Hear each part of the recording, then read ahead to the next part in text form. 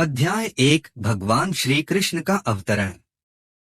एक बार यह संसार ऐसे राजाओं की अनावश्यक सैनिक शक्ति से बोझिल हो गया जो वास्तव में असुर थे किंतु अपने आप को राजा मान रहे थे। तब सारा संसार विक्षुब्ध हो उठा और पृथ्वी की अधिष्ठात्री देवी, जिसे भूमि कहते हैं, इन आसुरी राजाओं से उत्पन्न अपनी विपदाओं को बताने के लिए ब्रह्मा जी के पास गई। भूमि ने गौ का रूप धारण किया और वह आंखों में आंसू भरकर ब्रह्मा के समक्ष प्रकट हुई। वह शोकार्त थी और भगवान की करुणा जगाने के लिए रो रही थी। उसने पृथ्वी की विपदाग्रस्त स्थिति का वर्णन किया। इस वृतांत को सुनकर ब्रह्मा अत्यंत दुखित हुए। वे तुरंत क्षीरसागर के लिए चल पड़े जहां भगवान विष्णु निवास करते हैं। ब्रह्मा जी के साथ शिवजी इत्यादि सारे देवता थे और भूमि भी उनके साथ हो ली। क्षीरसागर के तट पर आकर ब्रह्मा जी भगवान विष्णु को, जिन्होंने पहले वराह का दिव्य रूप धारण करके पृथ्वी लोक की रक्षा की थी, प्रसन्न करने का उपाय करने लगे। वैदिक मंत्रों में पुरुष सूक्त नामक एक विशेष प्रकार की प्रार्थना है। सामान्य रूप से देवतागण इसी पुरुष सूक्त का उच्चारण करके श्री भगवान विष्णु को नमस्कार करते हैं।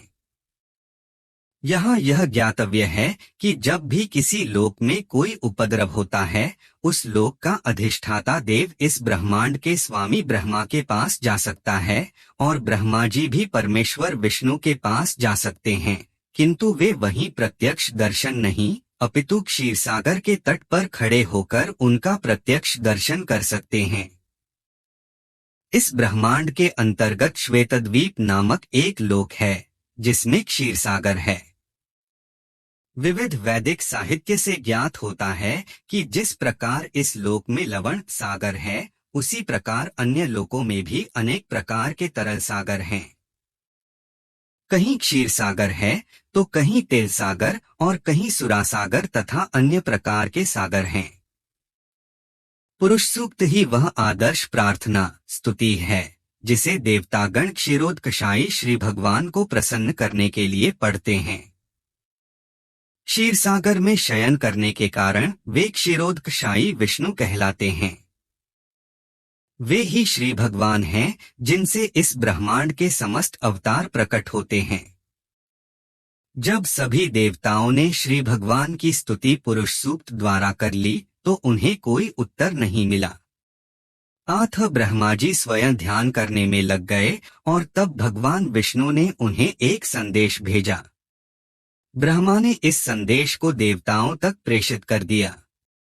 वैदिक ज्ञान प्राप्त करने की यही विधि है।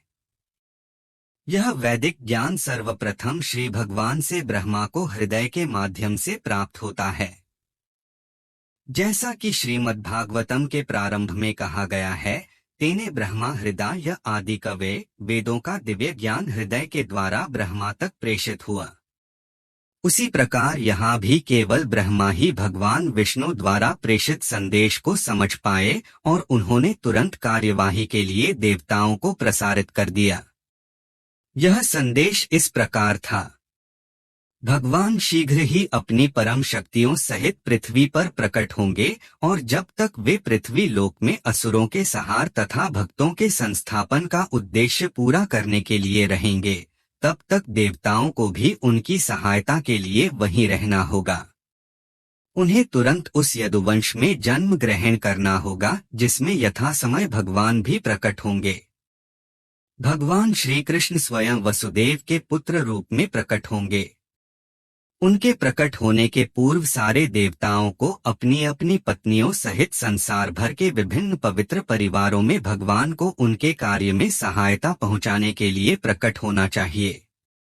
यहाँ पर तत्प्रियार्थम शब्द अत्यंत उपयुक्त है, जिसका अर्थ है कि देवताओं को चाहिए कि भगवान को प्रसन्न करने के लिए इस पृथ्वी पर प्रकट हों। दूसरे शब्दों में, कोई भी जीव जो भगवान को प्रसन्न करने के लिए ही जीवित रहता है, वह देवता है।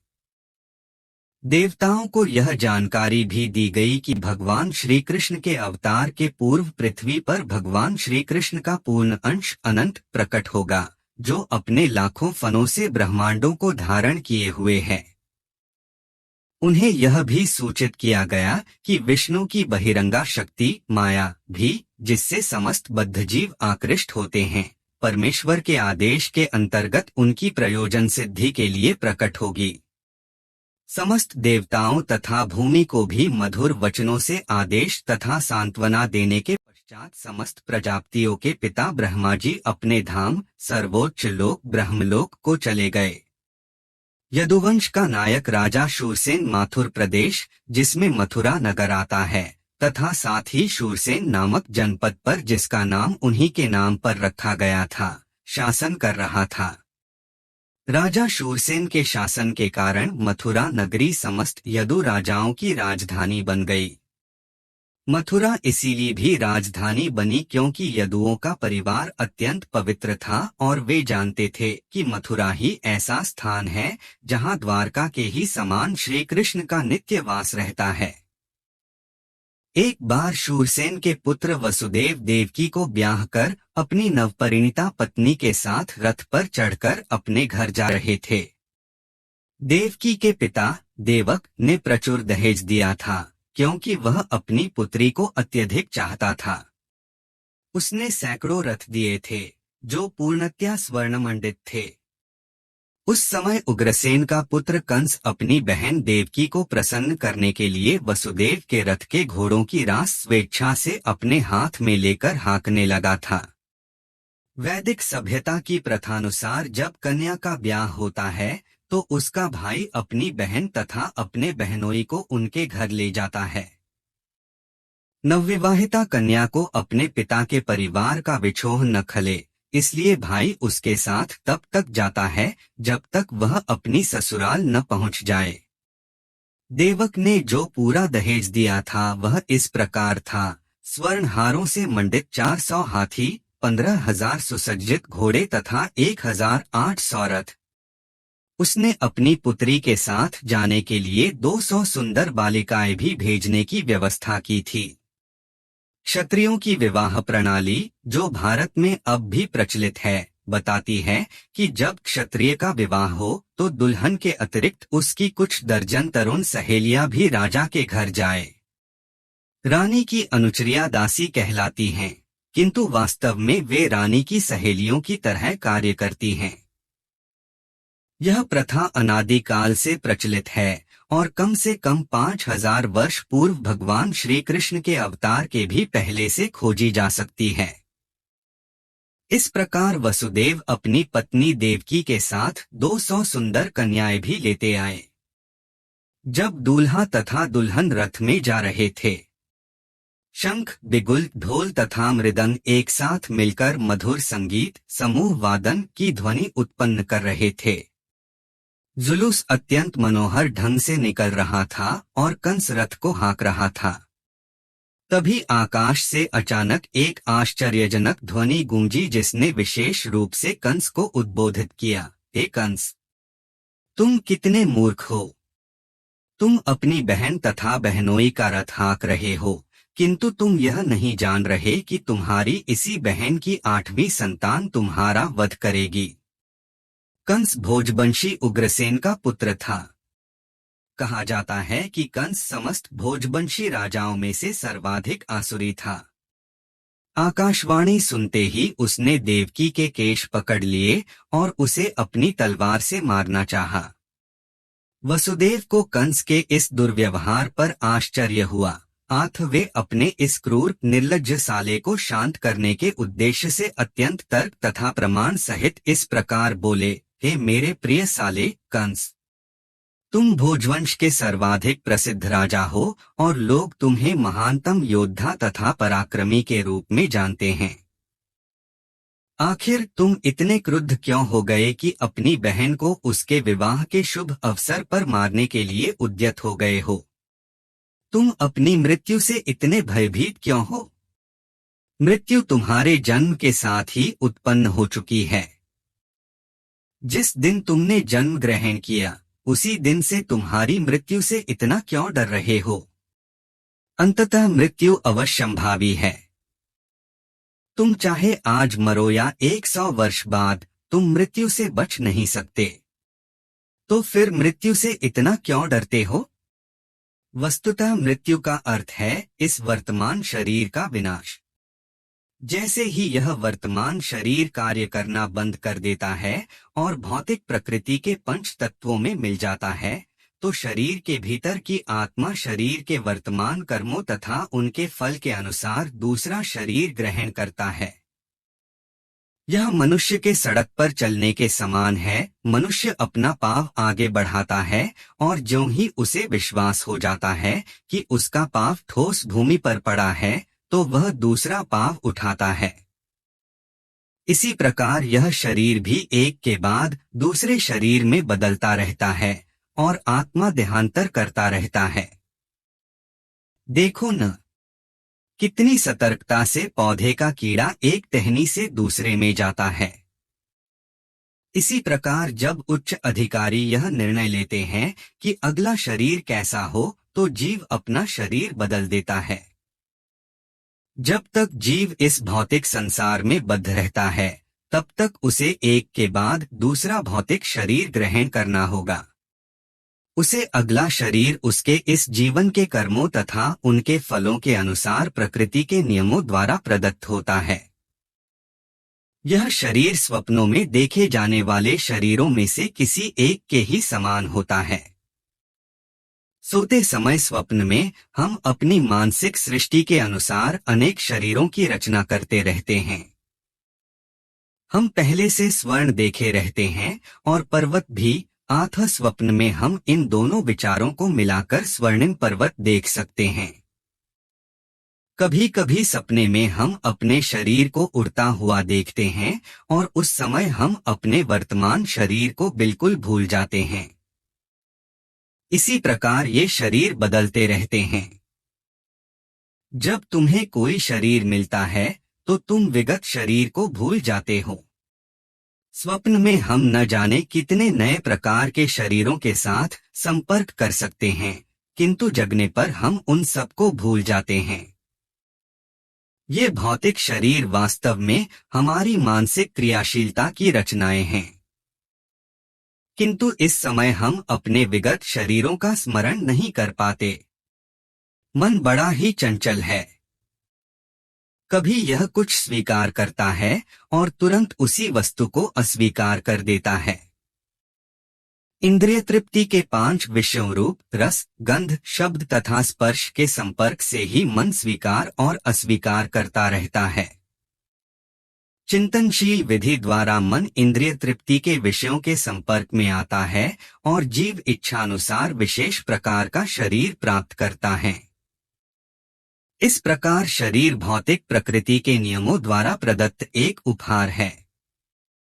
जीव शरीर ग्रहण करके अपने शरीर की रचना के अनुसार इस जगत में सुख भोगने या दुख सहने के लिए फिर से आता है।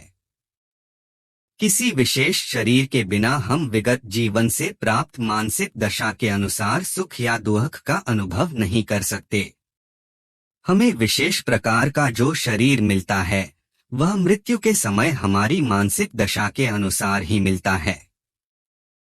सूर्य, चंद्र या नक्षत्र जैसे प्रकाशमान लोकों का प्रतिबिंब जल, तेल या घी जैसे विभिन्न प्रकार के आगारों में पड़ता है।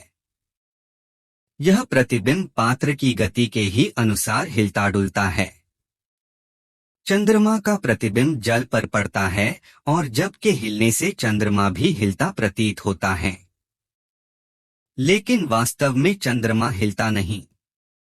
इसी प्रकार मानसिक कल्पना, मनोधर्म से जीव विभिन्न प्रकार के शरीर ग्रहण करता है, यद्यपि उसका इन शरीरों से कोई संबंध नहीं होता, किंतु माया के प्रभाव से मोहित होने के कारण जीव सोचता है कि उसका संबंध एक विशेष प्रकार के शरीर से है।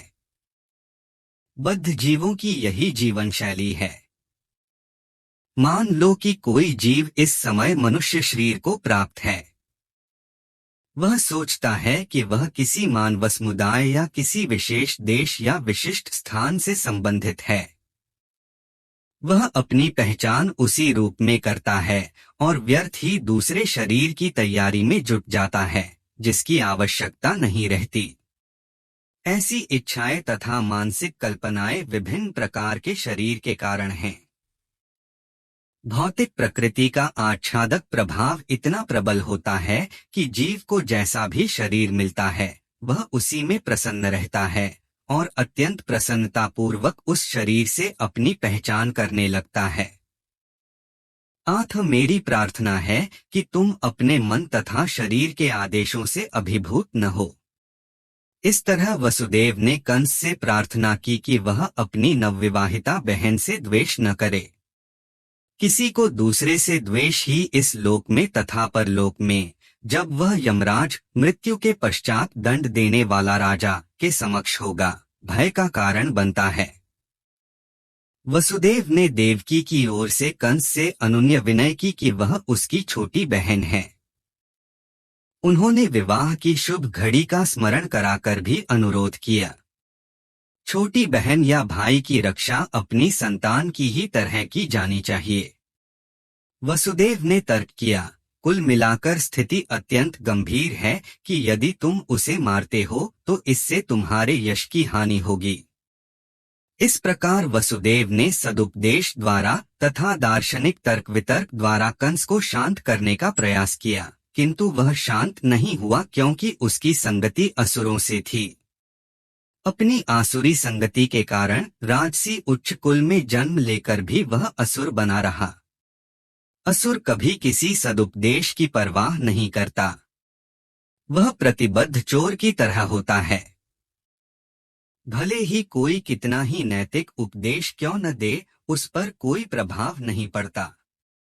इस प्रकार जो लोग स्वभाव से आसुरी या नास्तिक होते हैं, वे मुश्किल से किसी सदुपदेश को ग्रहण करते हैं, चाहे उपदेश कितना ही प्रामाणिक क्यों न हो। देवता में तथा असुर में यही अंतर है। जो लोग सदुपदेश ग्रहण करके उसके अनुसार जीवन बिताने का प्रयास करते हैं, वे देवता कहलाते हैं, और जो ऐसे सदुपदेश को ग्रहण करने में अक्षम होते हैं, वे असुर कहलाते हैं। जब वसुदेव कंस को शांत करने में असफल रहे, तो वे असमंजस में पड़ गए कि वे अपनी पत्नी देवकी की किस तरह रक्षा करें। संकट आसन्न होने पर बुद्धिमान व्यक्ति को चाहिए कि यथासंभव इस संकटमय स्थिति से बचने का प्रयास करे, किंतु यदि सारी बुद्धि लगाने पर भी वह विकट स्थिति को टालने में असफल रहे, तो यह उसका दोष नहीं है।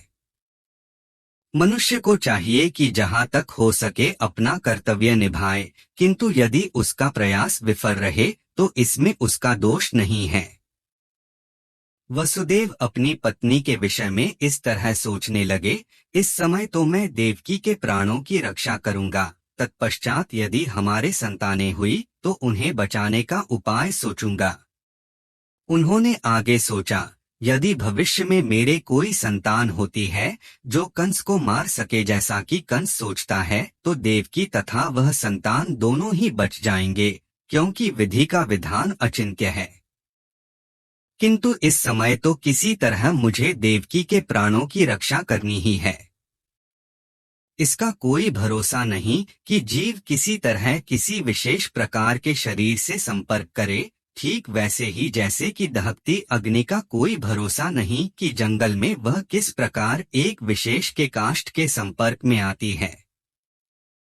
जब जंगल में अग्नि दावाग्नि लगती है, तो यह देखा जाता है कि दहकती अग्नि वायु के प्रभाव से एक वृक्ष को फलांग कर दूसरे को चपेट में ले लेती है। इसी तरह जीव अपने कर्तव्यों का पालन करने में चाहे कितना ही सतर्क क्यों न रहे, तो भी उसके लिए यह जान पाना अत्यंत कठिन होता है कि अगले जीवन में उसके कैसा शरीर प्राप्त होने वाला है। महाराज भरत आत्म साक्षात्कार संबंधी अपना कर्तव्य अत्यंत श्रद्धापूर्वक निभा रहे थे, किंतु संयोगवश उन्हें एक मृग के प्रति क्षणिक अनुराग उत्पन्न हो गया, जिससे उन्हें अगले जन्म में मृग का शरीर धारण करना पड़ा। अपनी पत्नी की रक्षा का उपाय सोचकर वसुदेव अत्यंत पापी कंस से ससम्मान बोले। कभी कभी ऐसा होता है कि वसुदेव जैसे पुरुष को कंस जैसे परम पापी व्यक्ति की चाटुकारिता करनी पड़ती है। कूटनीतिक व्यापार ऐसे ही चलता है। यद्यपि वसुदेव अत्यधिक खिन्न थे, किंतु ऊपर से वे मुस्कराने लगे। कंस अति निर्दय था, इसलिए उन्होंने इस निर्लज्ज को इस प्रकार संबोधित किया, हे मेरे प्रिय कंस, तुम यह मान लो कि तुम्हें अपनी बहन से कोई खतरा नहीं है। तुम्हें खतरे की आशंका इसलिए है क्योंकि तुमने आकाशवाणी सुनी है, किंतु यह खतरा तो तुम्हारी बहन के पुत्रों से आना है, जो इस समय यहाँ उपस्थित नहीं है, और कौन जानता है कि भविष्य में पुत्र हो या नहीं। इस विचार से तुम अभी सुरक्षित हो, नहीं तुम्हें अपनी बहन से डरने का कोई कारण है। यदि उसके पुत्र उत्पन्न होते हैं तो मैं वचन देता हूं कि मैं उन सब को लाकर आवश्यक कार्यवाही के लिए तुम्हारे समक्ष प्रस्तुत करता रहूंगा। कंस वसुदेव के वचनों के महत्व को जानता था और वह उनके तर्क से आश्वस्त हो गया। फलतः उस समय वह अपनी बहन के जघन्य वध से विरत हो गया।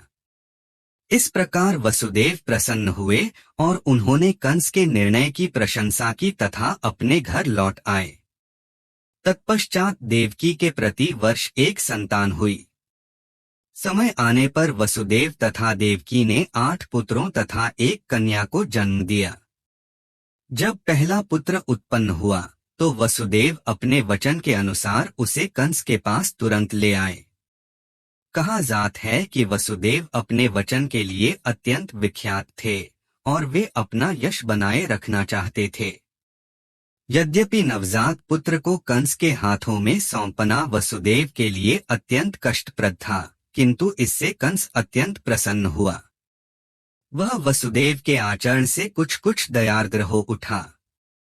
यह अत्यंत आदर्श घटना है। वसुदेव जैसे महात्मा के लिए अपना कर्तव्य पालन करते हुए कुछ भी कष्ट नहीं होता। वसुदेव जैसा विद्वान पुरुष बिना हिचक के अपना कर्तव्य पालन करता है, जबकि कंस जैसा असुर कोई भी घृणित कर्म करने में कभी हिचकता नहीं। इसीलिए कहा गया है कि साधु पुरुष सभी प्रकार का कष्टमय जीवन सहन कर सकता है। विद्वान पुरुष अनुकूल परिस्थितियों की प्रतीक्षा किए बिना अपना कार्य कर सकता है। कंस जैसा नृशंस व्यक्ति कोई भी पाप कर सकता है और एक भक्त भगवान को प्रसन्न करने के लिए सब कुछ न्यौछावर कर सकता है। वसुदेव के व्यवहार से कंस संतुष्ट हो गया। वह यह देखकर आश्चर्यचकित था कि वसुदेव के अपने वचन का पालन किया, अतः उन पर दयालु तथा प्रसन्न होकर इस प्रकार बोलने लगा, हे वसुदेव, इस पुत्र को मुझे भेंट करने की कोई आवश्यकता नहीं है। मुझे इस पुत्र से कोई खतरा नहीं है। मैंने सुना है कि तुम्हारा तथा देवकी का 8वां पुत्र मुझे मारेगा, तो फिर मैं इस पुत्र को व्यर्थ ही क्यों स्वीकार करूं? तुम इसे वापस ले जा सकते हो। जब वसुदेव अपने प्रथम पुत्र को लेकर घर लौट रहे थे, तो यद्यपि वे कंस के व्यवहार से प्रसन्न थे, तथापि उन्हें उस पर विश्वास नहीं हो रहा था, क्योंकि वे जानते थे कि कंस किसी के वश में नहीं है। एक नास्तिक पुरुष कभी भी अपने वचन का पक्का नहीं हो सकता। जो व्यक्ति अपनी इंद्रियों को वश में नहीं रख सकता, वह अपने संकल्प में किस प्रकार दृढ़ हो सकता है। महान राजनीतिज्ञ चाणक्य पंडित ने कहा है, कभी भी किसी कूटनीतिज्ञ या स्त्री पर विश्वास न करना। जो लोग अनियंत्रित इंद्रिय तृप्ति में आसक्त हैं, वे कभी भी सत्यनिष्ठ नहीं हो सकते, न कभी उन पर विश्वास किया जा सकता है। उस समय कंस के पास महर्षि नारद आए। उनको जानकारी मिली कि कंस ने वसुदेव पर दयार्द्र होकर पहले नवजात शिशु को लौटा दिया है। नारद अत्यधिक उत्सुक थे कि जितनी जल्दी हो सके भगवान श्री कृष्ण अवतार लें। अतः उन्होंने कंस को सूचित किया कि एक ओर वृंदावन में नंद महाराज जैसे महापुरुष तथा ग्वाले एवं उनकी पत्नियां और दूसरी ओर वसुदेव, उनके पिता शूरसेन तथा यदुवंशी वृष्णिकुल में उत्पन्न उनके सारे संबंधी तथा उनके मित्र एवं शुभचिंतक सभी वास्तव में देवता हैं। नारद ने कंस को आगाह किया कि वह उन सब से सावधान रहे, क्योंकि कंस तथा उनके सारे मित्र एवं सलाह देने वाले सभी असुर थे। असुरगण सदैव देवताओं से भयभीत रहते हैं। इस प्रकार नारद से विभिन्न परिवारों में देवताओं के प्रकट होने की जानकारी प्राप्त करके कंस तुरंत चौकन्ना हो गया। वह समझ गया कि चूंकि देवता अब प्रकट हो चुके हैं, अतः भगवान विष्णु का भी शीघ्र ही आगमन होगा। उसने तुरंत अपने बहनोई वसुदेव तथा बहन देवकी को बंदी बना लिया और उन्हें कारागार में डाल दिया। वसुदेव तथा देवकी लोहे की जंजीरें पहने कारागार में प्रतिवर्ष एक पुत्र को जन्म देते रहे और कंस प्रत्येक बालक को विष्णु का अवतार समझकर एक एक करके मारता रहा। वह 8वें पुत्र से विशेष रूप से भयभीत था, किंतु नारद के आने के पश्चात वह इस निष्कर्ष पर पहुंचा कि कोई भी बालक कृष्ण हो सकता है, अतः वसुदेव तथा देवकी से उत्पन्न सभी संतानों को मारना ही श्रेयस्कर होगा। कंस के इस व्यवहार को समझ पाना बहुत कठिन नहीं है। संसार के इतिहास में ऐसे अनेक उदाहरण प्राप्त हैं जब राज परिवार के लोगों ने अपनी अभिलाषा की पूर्ति के लिए अपने पिता, भाई या सारे परिवार तथा मित्रों का वध किया है। इसमें कुछ भी आश्चर्यजनक न था, क्योंकि आसुरी वृत्ति वाले राज परिवार के लोभी लोग अपनी निंद्य अभिलाषाओं के लिए किसी का भी वध कर सकते हैं। श्री नारद मुनि की कृपा से कंस अपने पूर्वजन्म से अवगत हुआ। उसे पता चला कि वह पूर्वजन्म में कालनेमि नामक असुर था, जिसका वध विष्णु द्वारा हुआ था। उसने भोज परिवार में जन्म लेकर यह निश्चय किया था कि वह यदुवंश का घोर शत्रु बनेगा। चूंकि श्री कृष्ण उसी परिवार में जन्म लेने जा रहे थे, अतः कंस अत्यधिक भयभीत था कि वह पूर्वजन्म की ही भांति श्री कृष्ण के हाथों मारा जाएगा। सर्वप्रथम उसने अपने पिता उग्रसेन को बंदी बना लिया, क्योंकि वह यदु, भोज तथा अंधक वंशों का प्रमुख राजा था। उसने वसुदेव के पिता शूरसेन से राज्य पर भी अधिकार जमा लिया और अपने आप को इन समस्त देशों का राजा घोषित कर दिया। इस प्रकार लीला पुरुषोत्तम भगवान श्री कृष्ण के अंतर्गत भगवान श्री कृष्ण का अवतरण नामक प्रथम अध्याय का भक्ति वेदांत तात्पर्य पूर्ण हुआ।